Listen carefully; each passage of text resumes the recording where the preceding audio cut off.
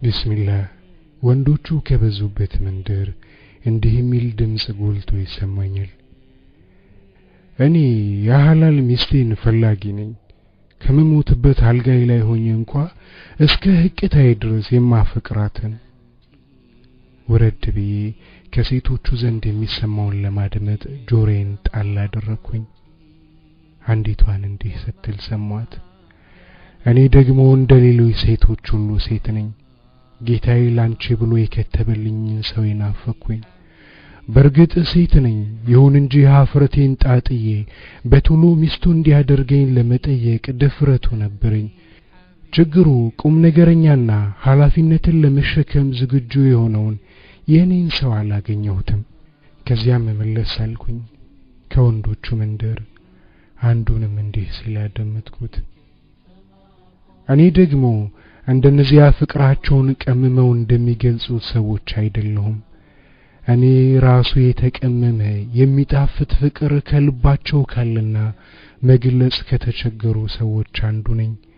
እወድሻለሁ፣ ምን ያህል እንደምወድሽ ግን መግለጽ ባልችልም። የሚገርመው እኮ ገና አላወኩሽም፣ ገና አላየውሽም፣ ገና አላገባውሽም። አንቺ ለኔ ተጻፍሽው የወደፊቷ ሚስቴ ሆይ መምጣትሽን ስጠባበቅ ይሄው መሽቶ ነጋ።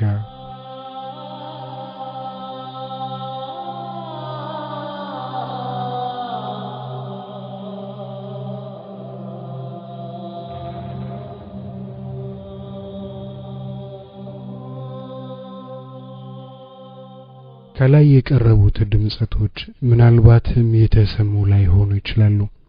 በሐሳቤ ውስጥ የተንከላወሱ ናቸውና ግና ያልተሰማ ነገር ሁሉ የለም ማለት አይቻልም።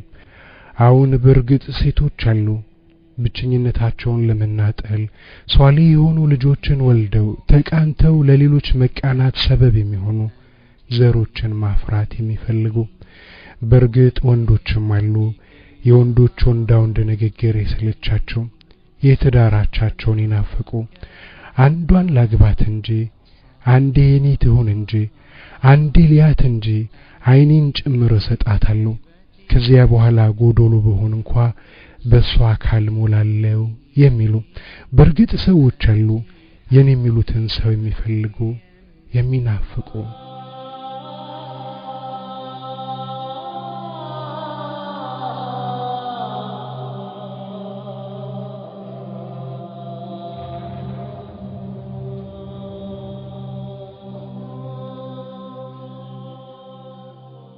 እናም እንዲህ ያሉ ሰዎች በተስፋ የተንከላወሱ ቀኑ መሽቶ በነጋ ቁጥር ጥበቃው የረዘመባቸው አዲስ ሙሽሮችን ባዩ ጊዜ ሁሉ እኔስ ቆሜ መቅረቴ ነውን የሚል ሐሳብ ያዳክማቸው በሁሉ ነገር ተትረፍርፈው የጠገቡት እንኳን ሳይቀር ብሶት ያጋሱ የትዳራቻቸውን መምጫ ቀን ይተባበቃሉ። ከወንዶችም ይሆነ ከሴቶቹ ሰፈር እንዲህ ያሉ ሰዎች እንዳሉ ይታወቃል። ችግሩ ሚስት ከገበያ ቦታ አትገዛም፣ ያባል ተብየውም ከሸቀጣ ሸቀጥ መንደር አይሸጥም። እናሳ እንዲህ ያሉት ሰዎች እንዴት ተገናኝተው እንዴት ሲጋቡ? በሐራም ለመጨማለቅ ሁኔታዎች ሁሉ አመቺ ናቸው። ጥብቅ የሆኑ ወንዶችና ሴቶች ሐላል በሆኑ መልኩ የሚገናኙበት ጥብቅ የሆነ መስመር ግን በበኩሌ ብዙም አላውቅም። ፌስቡክና ዋትስአፕን የመሳሰሉ የማይተዋወቁ ሰዎች አንዳንዴም በውሸት ማንነትና ስብዕና የሚግባቡበት ኋላም ዘርፈ ብዙ ችግሮች የሚከሰቱባቸው ሲሆንም ይስተዋላል። ታዲያሳ ያላገቡ ሰዎች ጉዳይ አሳሳቢ ጉዳይ አይደለምን?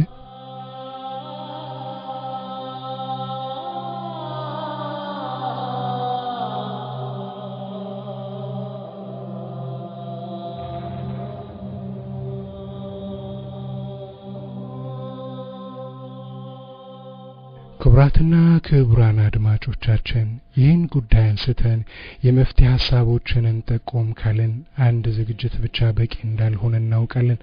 ምናልባትም ከናንተ የሚመጡ አስተያየትና ምክሮችን ተንተርሰን ይህን ጉዳይ በሰፊው እንዳስስበት ተከታታይ ፕሮግራም እንደሚኖረን ተስፋ እናደርጋለን። ወሳኞቹ እናንተ ናችሁ።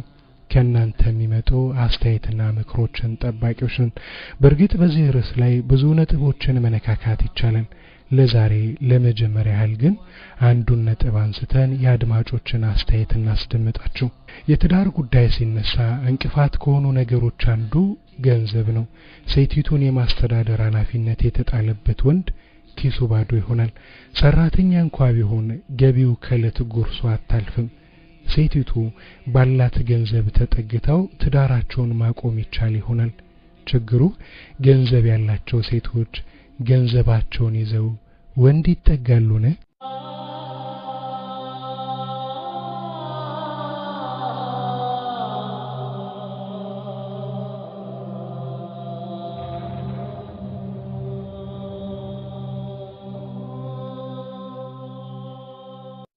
እኔ ካለኝ ከሱ ጋር ባለኝ ብሬ የሆነ ነገር አድርገን ያኔ ኒካህ አስረን ትዳር መመስረት እንችላለን ማለት ነው ስለዚህ አሁን እኛ ሀገራችን ላይ ማለት ነው ብዙ ሰው ሊሆኑ ወንዶች አሉ ትዳር የሚፈልጉ ማለት ነው ስለዚህ ሁላችንም ብንሆን የወንዶች ዲናቸውን ነው ማየት ያለብን ማለት ነው ሀብት ቀሪ ነው ወይም ደግሞ ተገኝቶ የሚታጣ ነገር ስለሆነ ማለት ነው ዲን ዘላለማዊ ዘነው የምንሄደው ነገር ነው ስለዚህ እንደራሴ ከሆነ እኔ ሀብት ስላለው ብቻ ትዳር መያዝ የለብኝም ዲኑን ነው ማየት ያለብኝ ሀብታምና ደሃ እንኳን ቢመጣልኝ ማለት ነው ሀብታሙ ያኔ ዲን ምንም ነገር የለው ከሆነ እኔ ወደ ደሃው ነው መሄድ ያለብኝ ማለት ነው ዲን ካለው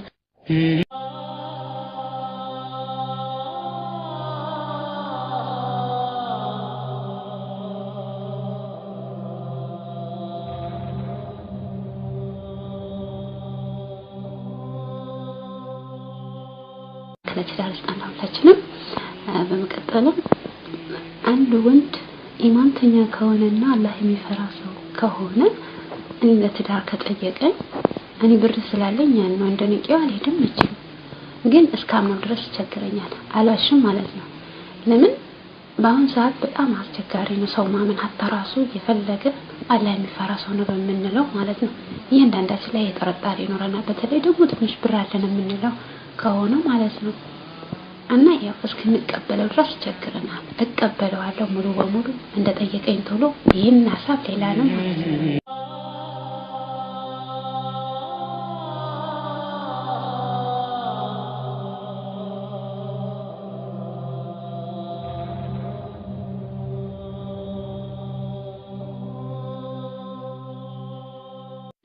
በአሁኑ ሰዓት ላይ ኢንሻአላህ ሁሉም ሰው እንደራሴ ከሆነ ኢማን ያለው ወንድ ነው መምረጥ የምፈልገው ኢማን ያለውን ልጅ ነው መምረጥ የምፈልገው ሀብት አይደለም ነገር ግን በዚህ ሰዓት ላይ ወላሂ በጣም ያሳዝናል ማለት በቃ አንዳንድ ሰዎች አሉ ከሴት ላይ በቃ ገንዘብ እንጂ ሌላ ነገር የሚፈልጉ ነገር የለም ማለት በቃ አለን እያሉ የሆነ ገንዘብ ሲያገኙ ወይም የሚሸሹ ወንዶች ናቸው እንጂ አሉት በብዛት ያው ረቢ ሁሉም ወላሂ እንዳየሁት ከሆነ ሴቶቹ በጣም ጎበዝ ነው የምለው በቃ በዚህ ሰዓት ላይ እኔ በበኩሌ ወላሂ በጣም የሚስጥስተኝ ነገር እኔ ገንዘብ ቢኖረኝ ራሱ በቃ ለሱ ምንም ማድረግ ቤቴን ራሴ ባቆም ምንም አይመስለኝ ነበር ግን ታማኝ ወንድና እንደ አይነት ወንድ ይኖራል ብዬ ማላስብም አላህ ያድርጋቸው አላህ ይስጠን እንደ አይነት ወንድ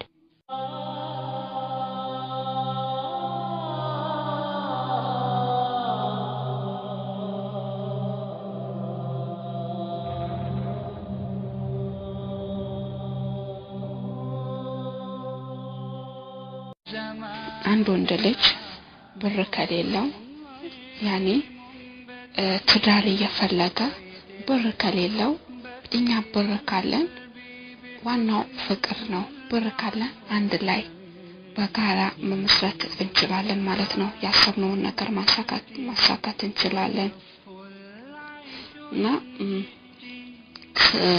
ስራ ቦታ የሚከፈለው ብር አነስተኛ ሆኖ ያኔ ከቤት ክራይ የማያልፍ ከሆነ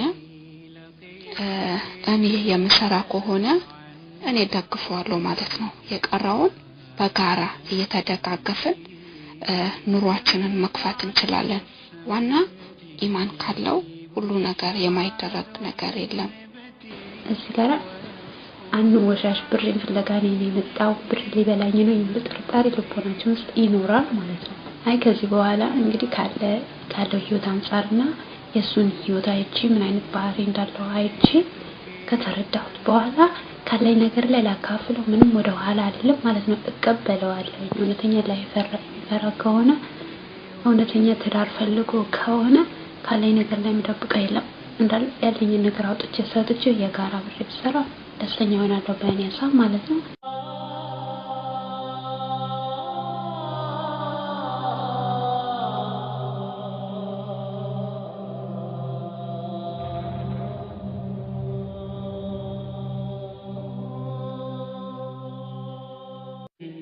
በመጀመሪያ ደረጃ እሱ ምንድነው የረሱል ሰለላሁ ዐለይሂ ወሰለም ሱናን ይከተላል ወይ ትዳር ማለት በእስልምና በኢማን የኢማን ግማሽ ነው ስታገቢ ደግሞ ትዳር ኢማንሽ ሙሉ ይሆናል ኢማናችን ሙሉ ይሆናል ማለት ነው አላህ Subhanahu Wa Ta'ala አመለ ሳሊህ የሆነውን ይወፍቀን ማለት ነው ኢንሻአላህ እና ምን አይነት ነው ከምን አይነት ሰው ጋር ነው የሚውለው ይቅማሉ ወይ ያጨሳሉ ወይ የተለያዩ መጥፎ ነገሮችን የተለያዩ ሱሶችን እነዚህ አይነት ነገሮች አሉበት ወይ እንዴት ነው ብለን ማለት አለብን የሰው ልጅ ዋናው ነገር ሀብት ሳይሆን ፍቅርና ኢማን በአንደኛ ደረጃ ኢማን ከዛ ፍቅር የሰው ልጅ ፍቅር ኢማን ካለው ደስተኛ ሆኖ በሁሉም ነገር ያለውን በልቶ ጠጥቶ ይኖራል ማለት ነው ሀብት ምንም ማያደርግም ዋናው ኢማን ነው ሀብት ጥፊ ነው ዛሬ ይሰጣል የሚሰጠውም አንድ አላህ ነው ዛሬ ከፈለገ ይሰጣል ከፈለገ ያሳጣል ሱብሃንአላህ ሁሉም በሱ እጅ ነው ያለው እና ወንድ ልጅ ስንወደው ወይም ስናቀው ብሩን ሳይሆን መቅረብ ያለብን ኢማኑን አኽላቁን ምን አይነት ኢማን ነው ያለው